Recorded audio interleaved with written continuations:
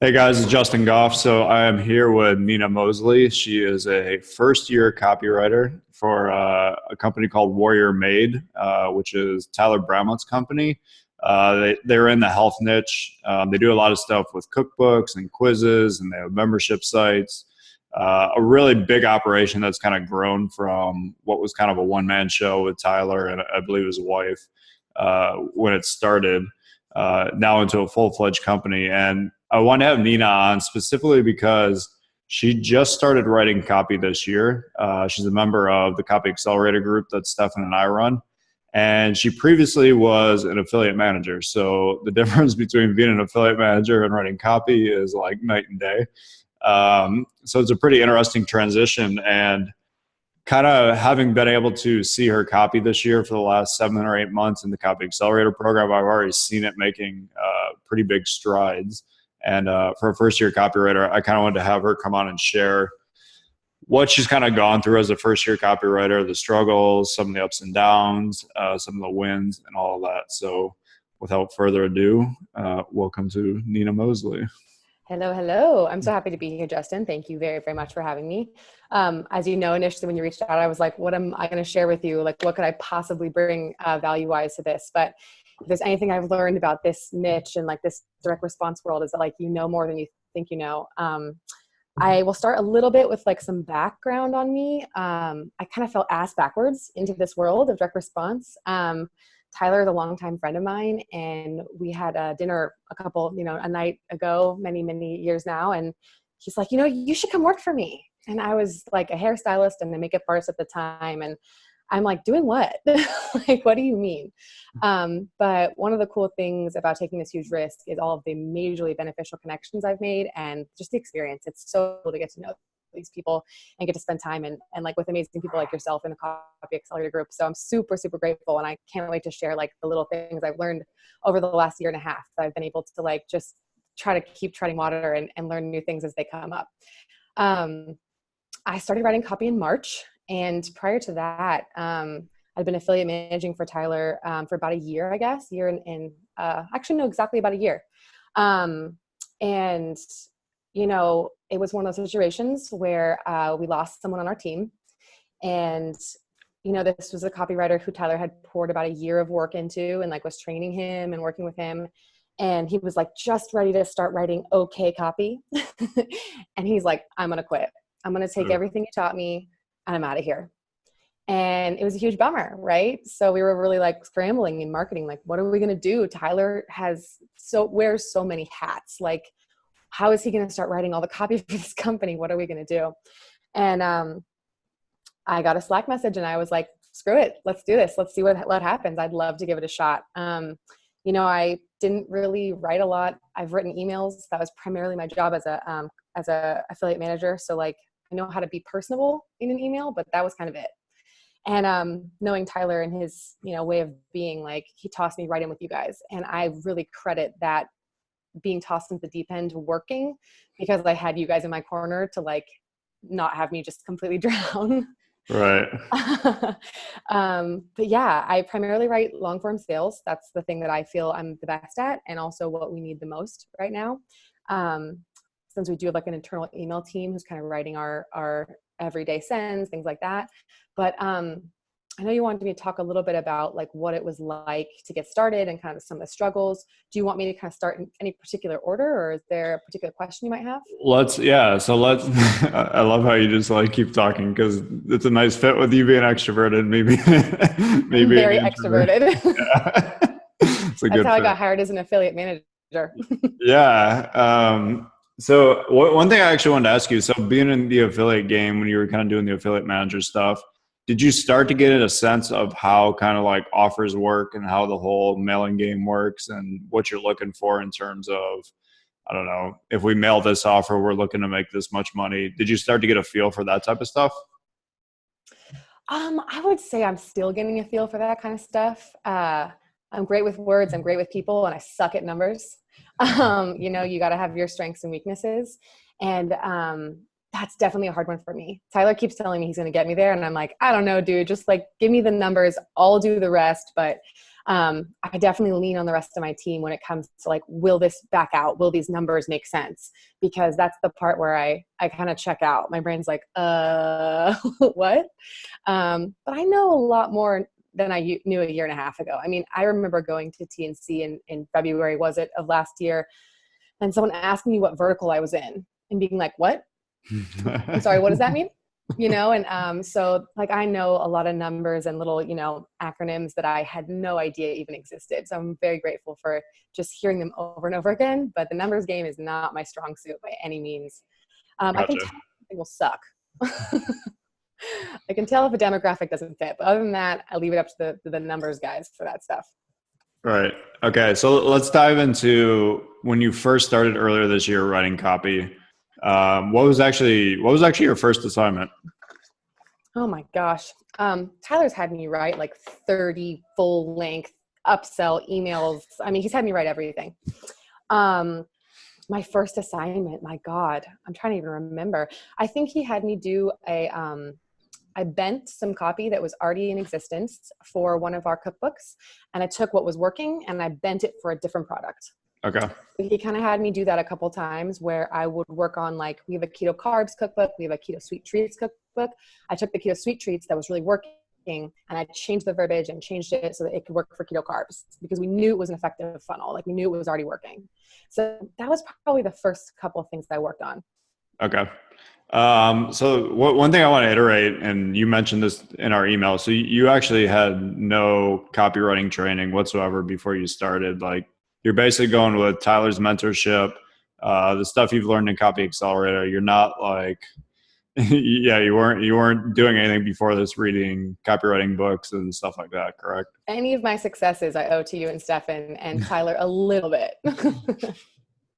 Awesome. So let's kind of dive into when you started, and you said you felt like kind of being thrown in the deep end, which is a very common feeling among copywriters because it is the idea of like, okay, I'm just learning this now and somehow I got to put out this 40-page sales letter it's a monstrous task. It seems insane. It doesn't seem possible.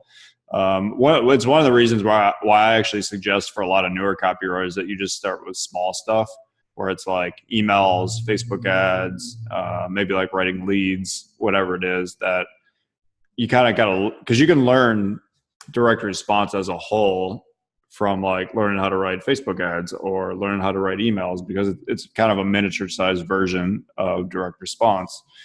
I'm curious, when you kind of first started doing long sales letters, what was the feeling? What was that like in terms of, I'm sure there was some overwhelm. I'm curious on your end what you thought. Yeah, I mean, I would be remiss if I didn't mention that working for Tyler comes with its fair share of overwhelm.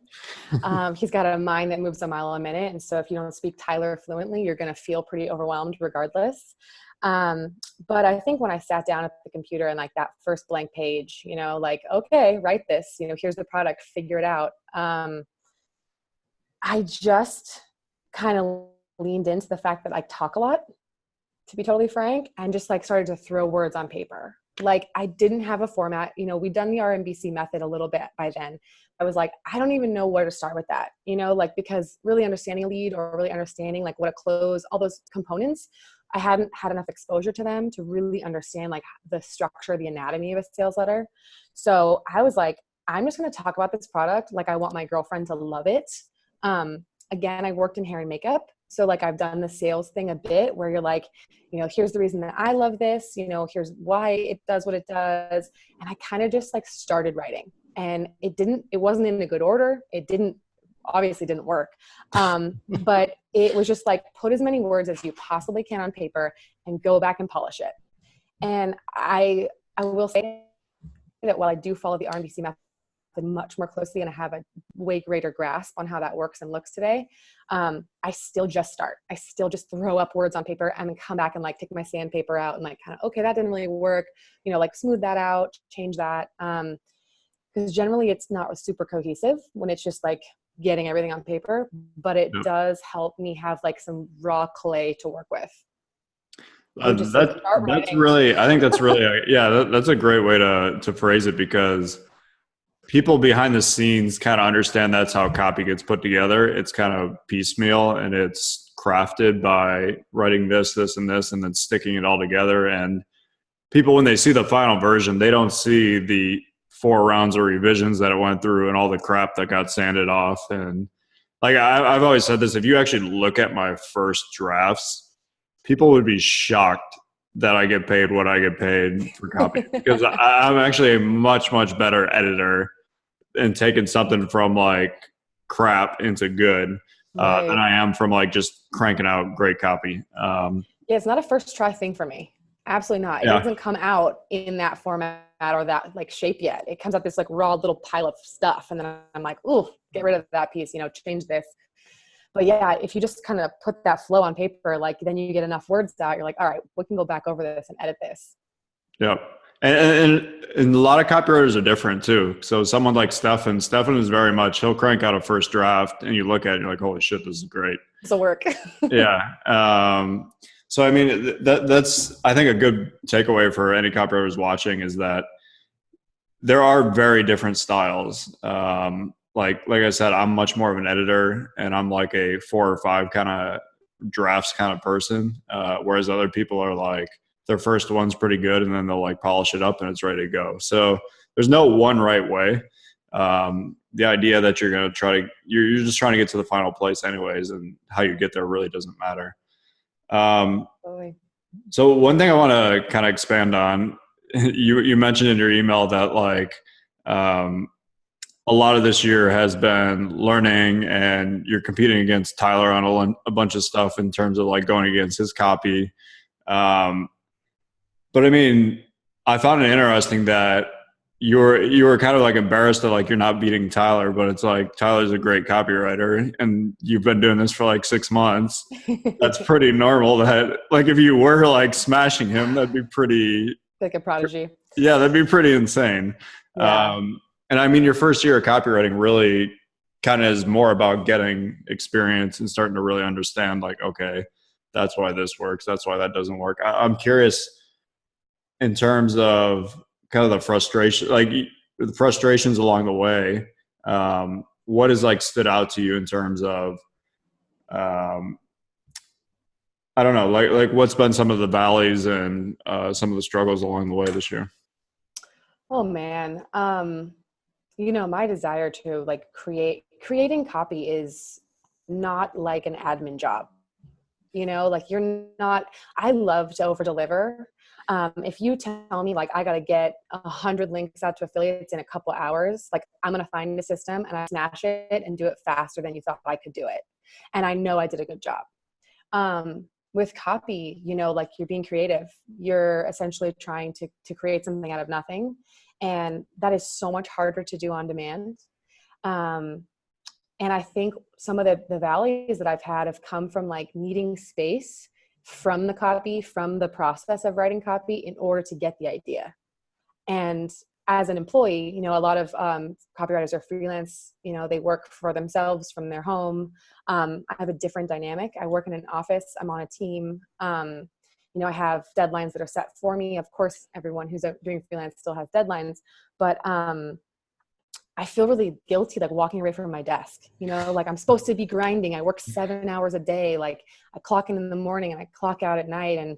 And so taking that time, although it's been given to me, Tyler gives me carte blanche to do what I need to do to get there.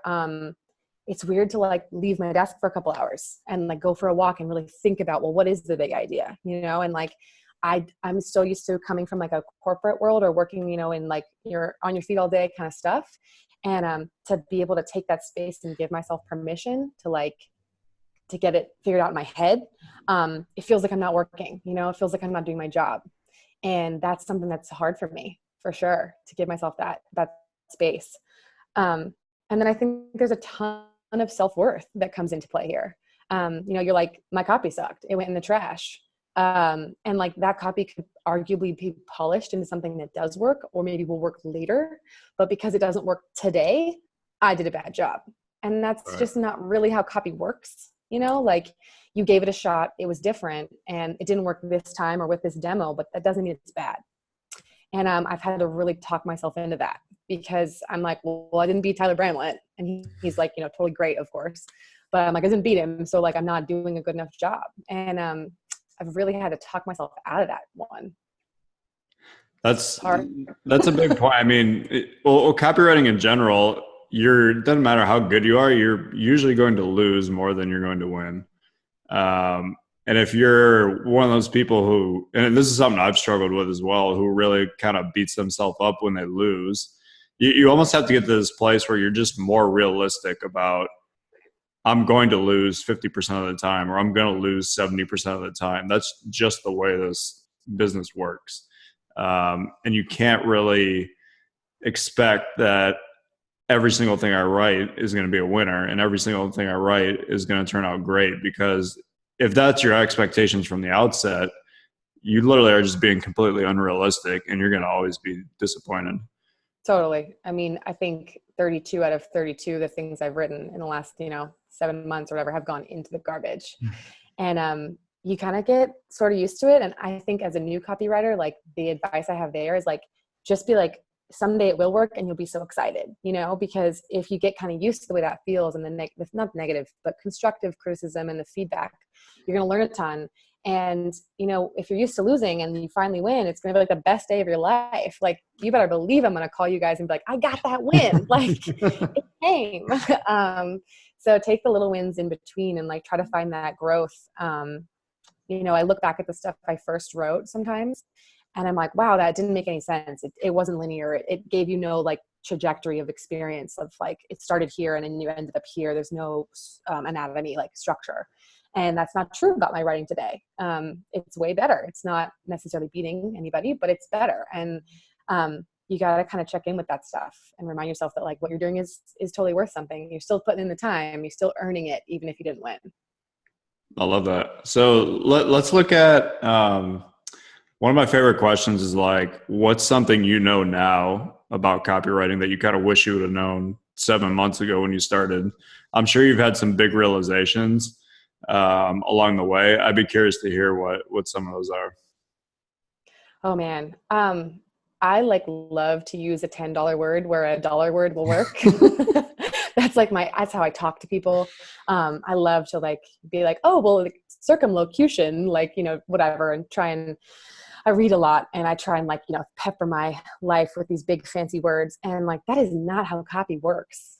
When I met Tyler, which was about like 10 years ago, maybe longer now, he used to write sales copy, which I know it was that now, but for a gym that he was like a brick and mortar gym he was working with. And I used to come over to his house with his wife. His wife's the best friend of mine. And I'd be like, this sucks. Your grammar sucks. And I hate this. And I want to fix it. And he'd be like, you can fix it, but I'm not going to pay you. And it made me crazy. Like when I first started looking at like copy on the website and stuff, I'd be like, this is like spelled wrong. Like this is like the structure makes no sense. Why are there so many ellipses? And like now, like I can't send a text message without putting an ellipses in it, like I'm like, well, you see. So it's a total shift in the way you communicate. And I totally get it now, like that you want to communicate on this kind of simple level where someone can really understand you. And I also realized that like the master is going to explain something really, really clearly to someone. They're not going to make it more complicated. And for me, I like to make it more complicated. Like rather than speak about the benefits and features, I'm like, well, it could, and make it way bigger than it has to be. And a lot of times people don't care about the things I think they're going to care about. Like, I think like the fact that if you take this supplement, it's going to do this really random thing that no one else is worried about, this pain point that doesn't exist, is valuable. And like, no one else is worried about that. That's not on their list of caring at all. And I think like also what was really hard for me in the beginning was like kind of repeating a point, like kind of coming back home to like, this is the primary promise of this copy. Cause I'm like, oh yeah, it does that. But like, it also does this. It also does this. It also does this. But like, maybe it's a weight loss supplement that happens to have cordyceps in it. It's like, that's an adaptogen, blah, blah, blah. But like, they care about losing weight. That's why they're here. So like, you need to bring it back home. And for me, writing in college a little bit, papers and stuff, like you're really linear. You give them the information and you move to the next thing. You don't go back and say, by the way. So like, I used to think a lot of Tyler's writing was super repetitive. I'm like, dude, you already said that. Like, of course they already know that. And like, that's just not true. You know, you have to remind the person of like why they're on your sales page, why they're reading that. Oh yeah, it's because I want to lose weight. Oh yeah, it's because I want to cook keto tortillas. Like, that's why they're here. Right. That's a really, really important point. I remember one of my coaches, David Deutsch, a couple of years ago explained it to me that it's kind of like the chorus of a song where it just keeps getting repeated every like, I don't know, every like a couple stanzas. yeah, every 30 seconds, like it's repeated and it keeps coming back. And you think about it, like every good song is obviously like that. They Of don't, course, it's their part. yeah, they don't like, oh yeah, they don't get to the chorus in the first minute and then like go to the rest of it and not come back to it. And good sales letters are exactly the same way. They continue to repeat whatever that primary promise, whatever that primary kind of big idea is over and over. Awesome. That's awesome that you grasp that. I'm curious to dig into what you kind of think now about getting into the customer's mind and what you understand now versus kind of where you were at, let's say 7 months ago. I think it's kind of a contrary action thing, but like I'm a 31-year-old woman, right? And I'm not our demographic, but I can kind of get into the headspace a bit now because obviously I'm female and our demographic is primarily female, but you really have to do a lot of research. I hate research. Like, I just want to talk. I'm like, it does this cool stuff. You should like it because I said so. So I really found a lot of value in going to like those forums that you guys talked about, looking at reviews on Amazon for like other products. I think the research part of the module, the like RNBC method, is for me maybe one of the absolute most valuable pieces. When you talk about like, well, who is this person? Well, what do they believe? Because it never occurred to me that like, oh, my demographic is mostly Christian. You know, like that didn't seem important. But then like I can use that because I can appeal to them emotionally. And I think emotionally appealing is probably the strongest thing we have. Yep. You know, telling someone about the fact that they'll lose weight with a pill is really cool and they're going to really like that. But if you can explain it in words that like might come out of their mouth, you're just in a totally different ballgame. And without that kind of in-depth research piece of the module, like I don't think I ever would have thought about that stuff. Like the words demographic to me just meant like, you know, she's 45, she lives in the middle of the country and she's overweight, period. And there's just, people are not one dimensional. Like they have these like key elements to their being. And like, I know now that like my demographic is somewhat dependent on their husband for finances. Like, and I can write to that. I can think about the fact that like they maybe feel a little bit powerless in their life because their husband might run the whole household. And so like those things are really, really key. And like, I don't have that experience. I grew up in California. Like my life does not look like that. So for me, that's super valuable because if I write it from my perspective, it doesn't work. Yep. It's almost a surefire way to fail, in fact. Very true. That was something I've started digging way more into, where I was similar to what you were saying a long time ago, where I knew the baseline demographics. I was like, okay, this is men and women over 65. They live in the Midwest, blah, blah, blah. But when you really start to break it down and you're like, okay, this is the woman I'm writing to her name is Cindy. She's 62. She's like, works at the front desk at a dentist office and hates her job. Yeah, hates her job. She's starting to get older where getting up and down the stairs is becoming an issue. Her and her husband are getting ready to retire in 3 years and they want to start traveling more. And they're starting to have serious concerns about their health. And what's like, when you start to get into that and you see like every single day what her fears are, what her frustrations are, what she's worried about, that's when you really start to get to know someone on a deep, deep level. And when you can really, really write to them. I always tell a story that one of the ones that really woke me up was I was talking to my grandma one time, and she's like 85 now. And I was just kind of chatting about like what's going on in her life. And she mentioned that she was really, really nervous because like 3 weeks from now she had to go to this charity function. And I was like, oh, what are you nervous about? She's like, well, there's 3 flights of stairs there. And she's like, I have to like walk all the way up 3 flights of stairs. And like, I remember that just hitting me so hard and being like, holy shit. Like, she's thinking of this like a month ahead of time. She's like, yeah. She's like, so every day I've been walking up and down my stairs to like get ready for it. I'm like, Training. like that as a 35-year-old person, that there's no way I could ever realize that's an issue for You someone. couldn't make that up. Yeah, no way. But you talk to 10 different people who are in their 70s and 80s, and stairs are a huge, huge issue. It completely changes their life if they have trouble going up and down stairs. So it's like getting into that mindset and truly knowing what's going on in their life, what's bothering them on a daily basis is so key. Um, let's dig into the first year as a copywriter is a lot of struggle. You definitely mentioned that. It's a lot of frustration. Have you had any oh shit, I don't think I'm even like cut out to do this kind of moments yet? Yeah, like last week. Yeah. I had this horrible moment last week, and the guys, so I work in marketing obviously for us, and I'm the only girl, and that's fine, but it always kind of sets me a little bit apart, in the world we work in. Like, I go to a lot of events as an affiliate manager and in this space, and there's a lot of guys. It's a boys club, 95% men. 95. Like, I'm always like, I see you, girl. When I like see one across the room, I'm like, we're going to talk.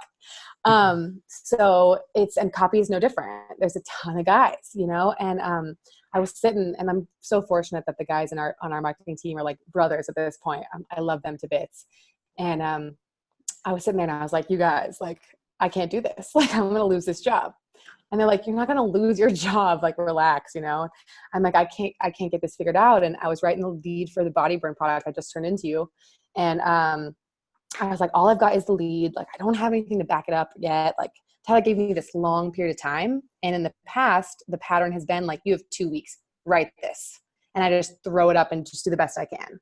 And that time pressure has kind of created this pattern of like, just who knows, we'll see. And having all this time actually kind of got me stuck in my head almost more. I was like, oh my God, like, it's gotta be good because he gave me a month to write it. Like, ugh.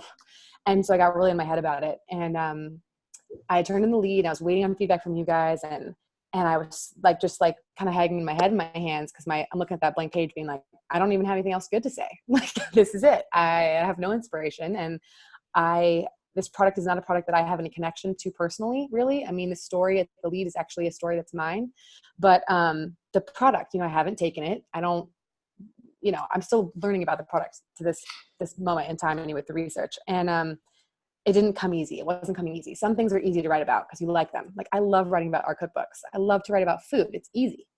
But that one was feeling really tough. And I like told the guys, like, I'm going to lose this job, like, just last week.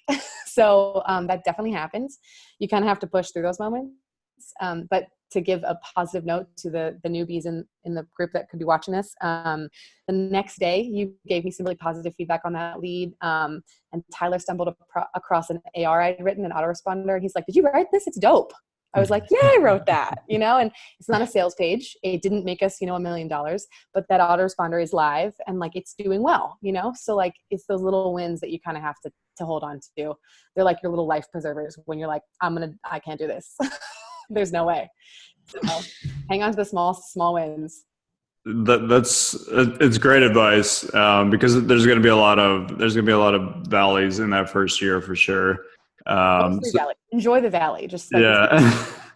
I don't want to climb that mountain. You definitely need the small wins, and whenever you get them, you need to really embrace them and kind of just like hold on to them. Like, put it on your Facebook, tell your mom, like, just everybody, hey dude, I won this autoresponder. It's like minor, but I'm so excited. So I'm kind of curious. So you're working with Tyler, you're working in a company. How has that been for you in regards to kind of getting feedback on your copy, in regards to kind of the mentoring? Like, obviously Tyler's a great copywriter. Actually, I'm kind of curious, what's his mentoring style like with you in terms of copy? Because there's very different ones. Yeah. Gosh, Tyler's way of teaching things.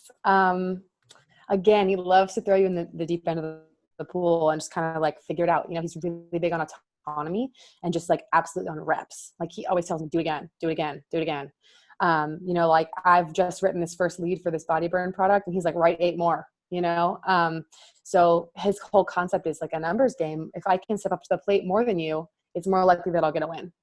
And I'm fortunate enough that I do write really quickly. that is something I brought to the table. So if you are a brand new copywriter and you suck at everything and you're a fast writer, that's still huge. You're still killing it. I can write like a lot of words in a day, and that puts me in a position to be able to just, this might suck, but I'll write another one. This might suck, but I'll write another one. And I think that's his biggest lesson, is just write it again, try it different, do it again. I mostly like look through his copy and I try and grab inspiration from it or the things I love and then put in my personality. That's the biggest thing that's different, right? I mean, you and I could write the exact same thing and it would look different, So when I look at something he's written, like I take the stuff I love and then I'm like, well, I would use a more emotional word here, or I would use something that's a little bit less cut and dry. And that has given me some insight on like what can work, because he's written some really effective stuff. And so a lot of times, like one of the things I really struggle with is the close. And like occasionally I'll just go through and like swipe one of Tyler's closes and like rejigger it for my stuff and then be like, hey, it's working, like Smart. we own it. It's our copy, I don't Yeah. need to always reinvent the wheel, especially because we write so much sales copy for so many things. We've so many things live right now. So I'm like, this one's for another supplement. It's already working. I don't need to kill myself to like show him how amazingly ingenious I can be. Like this close is working. Let's use it. Yeah, 100%. I want to go back to one of the things you brought up, which I think is such a great point, is that the more swings you take, the better your chances are of winning. This is something that a lot of copywriters never get, and even business owners don't always totally grasp it, where it's like, if one company puts out 12 products that year and another company puts out 2, the chances of winning by the company that puts out 12 are much, much better. The chances that one of those hits and sticks and works on cold traffic is much higher. Like you said, same thing with leads. Like if you wrote 8 leads and you have another copywriter who works with you who writes 1, you're probably going to win the majority of the time. So literally, yeah. And I mean, but like you said about reps, I mean, really getting good at copy and getting good at anything is about reps. Like you can't be an incredible baseball player without literally batting practice every day. You can't be an incredible copywriter without writing every day. And that's really like probably one of the most valuable things in that first year is just writing. And being an employee, I think you actually have an advantage with that because you're getting way more experience writing than you probably would as a freelancer. Yeah, I think that's a huge advantage. I mean, I've written so much stuff in the last, I guess maybe 9 months total now. I've seen some of it go live. I've seen it get tested. I've seen the results, I think most copywriters in my position, especially freelancers, would not have that opportunity. I guess I should say I know they don't. And, so to watch my stuff go live and be like, cool, this is actually a real sales page. It got built, it's still fun, even if it doesn't win. Although I have had the very painful experience of going to an event and someone being like, you work for Tyler? God, he had the worst sales funnel the other day. And I'm like, that was a split test. That was mine. It was Jeremy Reeves, actually. Oh my God. I walked up to him and he was like, I just dissected his funnel. It was such trash. I'm like, yeah, I don't know. I don't know what to tell you. You're like, Tyler did that. Must have I was like, oh, it was /B in the thing? Yeah, that wasn't me. I didn't write that. Definitely me. I'm sorry, Jeremy. I'm new. That's really funny. Okay, so I kind of want to dive into, we hit on a couple of things already of kind of things you've learned so far that you wish you would have known 8 or 9 months ago. Anything else you can think of in terms of stuff you've picked up now and that you're like, okay, that makes sense, or like you're starting to grasp things now that like, wow, I wish I kind of would have understood that a little better when I started. This is kind of on that thread, but a little bit of a left turn, but I'm going to say anyway, because I think it's really valuable, especially to any women that will be watching this. I think there's a socialization piece that comes along with being, brought up female that like made it really hard for me to like ask for something in my copy. Like ask for the clothes, ask for the money, tell them it's time. Tell them this is why you have to buy this, like decisively. I kind of wanted to like, I'm going to say pussyfoot. Like I wanted to just be like, well, like if you wanted to buy it, then like maybe you could, because it's really great and you're going to love it. And that's not how copy works. Like at the end of this, the close, right? Like they need to already wanting what you've made it so they want what you have, but like you need to tell them to buy it. And like that took me a really long time to get good at. I would argue I'm still not good at it. And I don't know, there's probably gentlemen who struggle with that too, but like I don't ever see gentlemen copywriters be like, oh, like, well, maybe you should buy it. They're like, no, you should buy this thing. Like, I need you to buy this thing. Do it.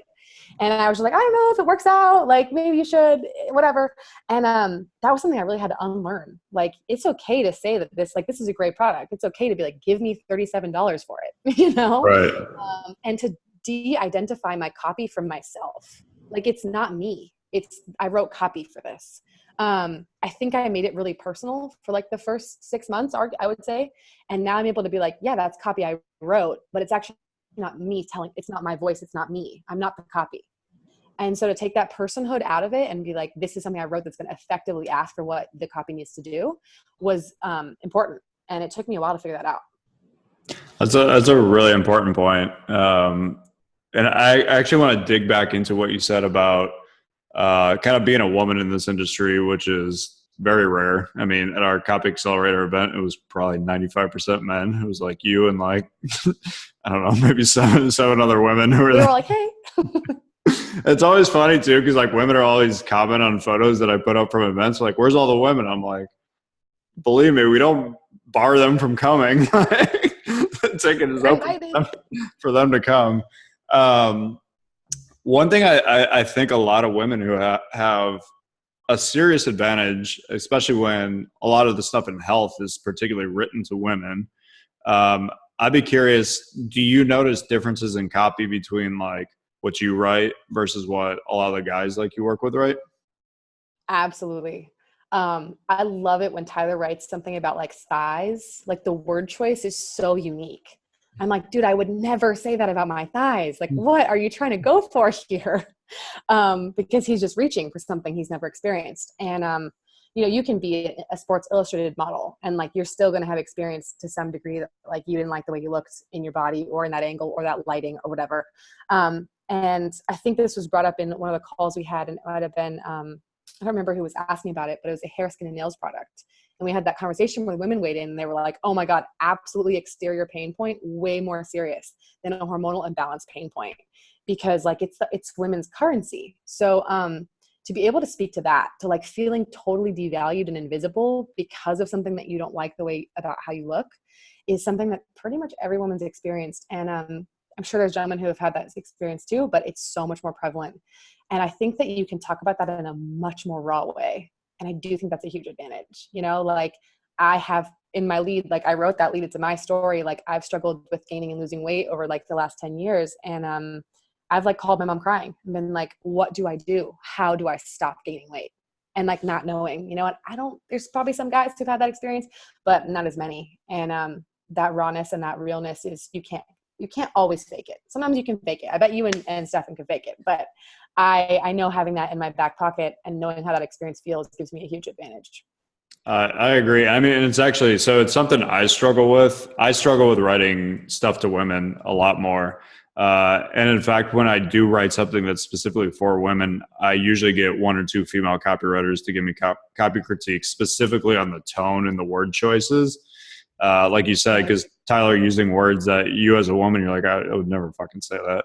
And I've literally had that happen. I wrote the paleo sweets offer for paleo hacks, and I had a female copywriter give me feedback on it, and her first thing was like, this sounds so masculine. She's like, this sounds like a dude wrote it. And she was 100% right. 100%. When I finally looked at it, I was like, yep. And then I went back and like kind of like feminized the whole thing and like made it a lot softer, and used all kinds of words from women's magazines that I would never be caught dead saying, like fabulous and stuff like that. And it really, really helped. And the next time she went through it, she was like, yes, yes, yes. And she was like, it connected so much more with her. I mean, a good way to shortcut that really is like, you go through women's magazines, stuff like that. The tone of that is completely different from the way two guys would ever talk to each other.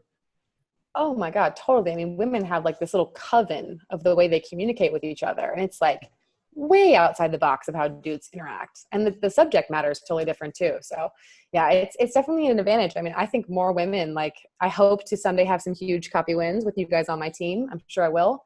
And I'm excited to hopefully like let there be more women. And I think it's going to be a really great thing, especially for the weight loss niche. I agree. It actually is a surprising thing to me that there's not more successful female copywriters. There's definitely a few at the top who are very good. To me, though, like how much more women are in touch with emotions and feelings and communication than men are. It seems to me that there should be more women better at copywriting because it's a very natural fit. When you have a lot of guys who are just, I mean, women grow up, especially in America, much more. It's okay to express emotion. It's okay to talk about how you feel. Guys are taught from the age of like 5 to like just shut that shit down and like, yeah, don't tell anybody how you feel. Just be a man. Like that's what we're told. And a lot of us tend to struggle with writing emotional copy. It tends to be pretty flat.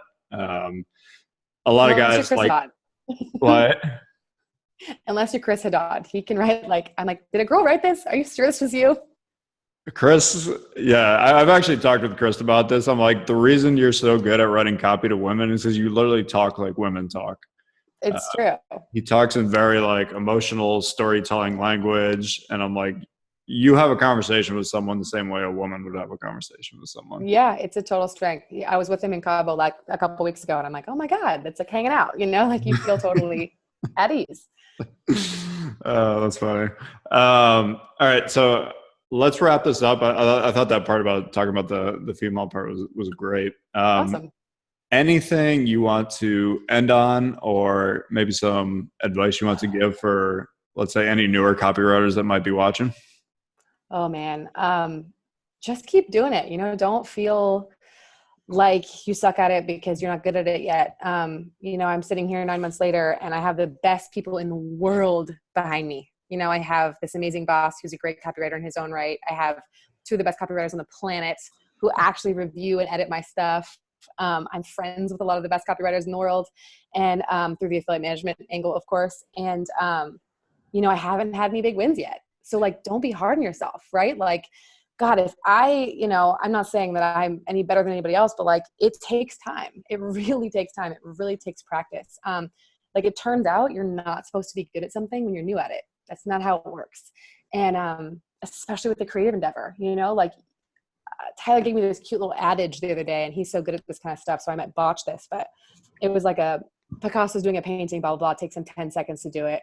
And he goes to charge the person for the painting. And the person's like, well, how much? And he says, $10,000. And he's like, $10,000? It took you like 20 seconds to draw that. Like, no, I'm not paying you $10,000. And he's like, you're not paying me for the 20 seconds, right? You're paying me for like the 10,000 hours that it took me to practice that and like be bad at it. And then like think I'm gonna lose my job and like go home and cry at night. That's what you're paying me for, So, you're going to get there. Like I'm in my first year and like, I know that if I keep doing this with the advice I've been given in the Copy Accelerator group with Tyler in my corner, and just from practicing it myself, reading a lot of copy that's good. I go through and read other people's copy. That's a huge, huge advantage. And kind of think about it and redissect it, almost like swipe it into my own words. Like, how would I write this? That's a huge thing to do in your spare time. And like, I know that in 5 years, I'll be singing a very different tune. And even if I'm not like making $100 million a year copywriting, like I'll be writing effective copy. You know what I mean? Like I won't be losing every time. And that's really all you got to do. Right. So like, a year from now, it'll seem like it was easy because you're like, oh, that already all happened. I forgot about the struggle. But right now when you're in it, like just this one more day, it's one more sales letter. Like it's one more time that I'm going to step up to the plate. So just get that batting average up, I guess. Yeah, I mean, I can already tell just looking at your copy that you've made huge strides already, and I definitely think in the next few months things are going to start to turn for you. You're gonna kick Tyler's ass. You're going to start getting some wins on your belt. I think that's definitely going to happen. Thank you. Yeah, no problem. I think I understand where you're at now too, because it's frustrating because it's like you just keep pumping out copy, you keep pumping out copy, and you're like waiting for that first big win. But I think it's one of those things that once it turns, it's going to be like the dam's going to kind of break, and you're going to start getting a lot of wins. Maybe I'll have a big aha moment. Let's hope. Cool. So let's wrap this up. I really appreciate you coming on and kind of being so vulnerable and sharing your first year of copywriting, what that's been like, and kind of the process that you've learned and what you learned working with Tyler and what you learned working with us. If anybody wants to get in contact with you, what would be the easiest way? Like Facebook, email?